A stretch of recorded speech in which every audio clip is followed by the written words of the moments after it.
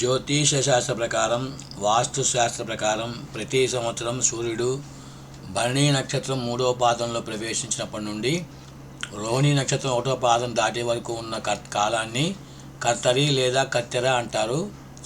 సాధారణంగా ఇది మే 4వ తేదీ ప్రాంతంలో ప్రారంభమై మే 28, 29 వరకు కొనసాగుతుంది. ఈ కాలంలో ఎండలు అత్యంత తీవ్రంగా ఉంటాయి. అందుకే దీనిని అగ్ని కత్తెరి అని కూడా పిలుస్తారు. అయితే కత్తెరలో 2 రకాలు ఉన్నాయి. చిన్న కత్తెర అంటే దొల్లి కత్తెర, మరియు పెద్ద కత్తెర నిజ కత్తెర ఉంది.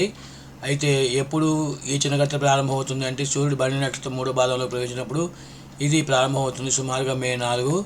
ఏం చేయాలి, చేయకూడదు. ఇది నిజ కత్తెర కంటే తక్కువ తీవ్రత కలిగి ఉంటుంది కాబట్టి భూమికి సంబంధించిన పనులు, శంకుస్థాపన, తవ్వకాల సమయంలో చేయకూడదు, నిషిద్ధం.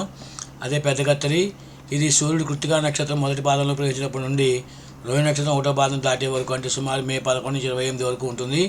ఇందులో కూడా ఇది అత్యంత తీవ్రమైన కాలం. ఈ సమయంలో వాస్తు సంబంధిత నిర్మాణాలు అస్సలు చేయకూడదు.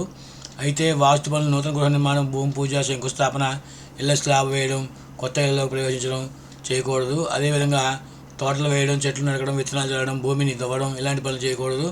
కొత్త బావులు, చెరువులు తవ్వడం చేయకూడదు. అయితే జుట్టు కత్తిరించుకోవడం కూడా ఈ సమయంలో చేసుకోవడం మంచిది కాదు.